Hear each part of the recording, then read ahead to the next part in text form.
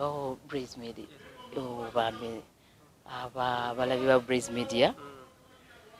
mutawaana nnyo na Anko Kato erinnya lino lyennyini Anko Kato ne Dr. Tika Fe Diamond Fe Diamond's production ndoza group mwajiwulira ebyo twali bangi nnyo ba Mr. Kabuye Semboga Omugenzi Matina Ngome Anko Kato lino erinnya lyennyina maanyige gonna ne Dr. T aziwe Travis akati wano byasobedde byanko Kato kyazenga kikanga ate kabadde awonyeewonye badde n'amaanyi era interviews ezasembyeyo zibadde zitrending sebo bambi mwebale kubeerawo mwebale mune ate kwanguwa bigambo ki by'oyinza okwogera ku Anko Kato abantu bye batamanyi ekifaananyi ekirala mwenga abali mu ssaako mwabadde abalala bye batamanyi abalala ebyanko Kato biraba abalabi bamanyi bingi Anko Kato abadde bingi abadde mu industry tubadde mu industry myaka mingi abadde mu politics ate ng'ekintu kye yali open kyonna kyabadde ali ng'akikuba ku mmeeza abadde bibi kyensobola okubuulira mukwano tewaliwo kye simanyi nti waliwo ekikusike ku Anko Kato okusinziira y'engeri gy'abadde open mu buli kimu kyonna tubaddeko ne Betty Mpologoma byebyo byayogera ku Anko Kato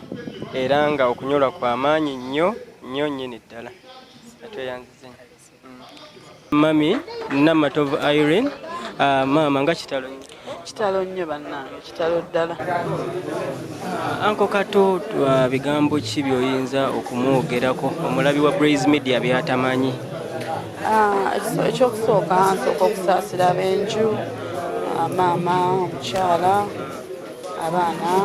kitunyoleddwa nnyo ffenna naddala bannabitone Anko Kato abadde muntu fenga bannabitone atugjeeyo nnyo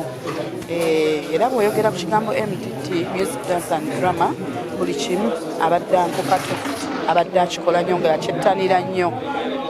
ez'okusooka lwe nasooka omulaba nali nakava ku Bative Valley Primary nga nzize mu Bative Valley kutandika music naye nga ye muntu bw'aba alina kyakutendeka agambirawo bw'oba oganya asobola n'okupajja oluyi naye ng'oluyi olwo ate lukunyumira olw'ensonga nti aba akugambye kikyamu ne weetereeza nze nzize era mbagamba ebbanga lyonna lye mbadde mu industry nti bwe nava ku ssomero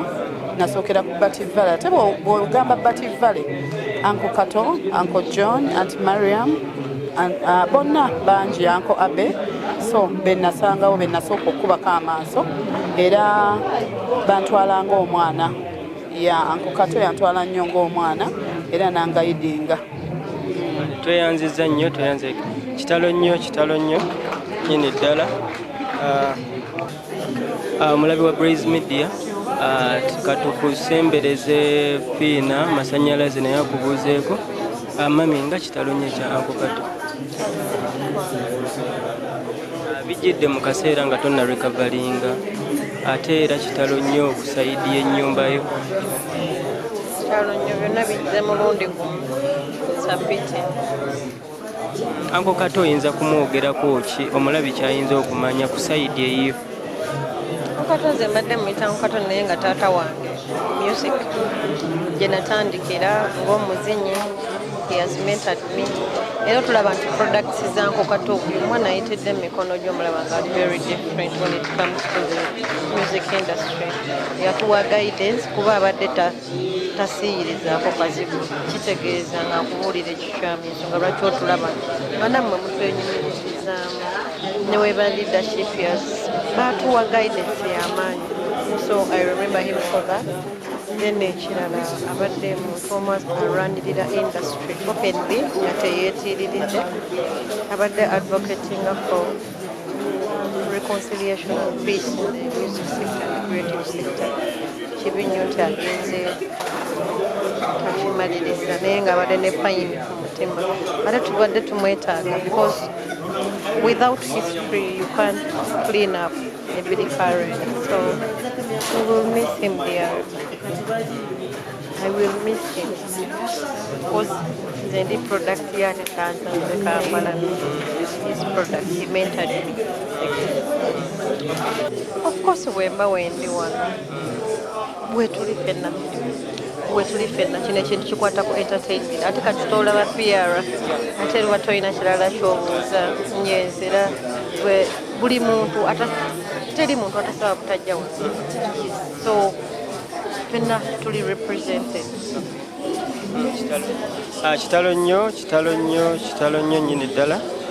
Tubadde twogerakoko ne PR wa UNMF era nga tubuulidde kikyalowooza oba kigambo kikyayina oba kyamanyi ku mugenzi Kato Lubwama. Tugendagenda mu maaso kubanga tukuleetera abayinjawulo mpola mpola buli gwe tukwatako nga tumuleeta.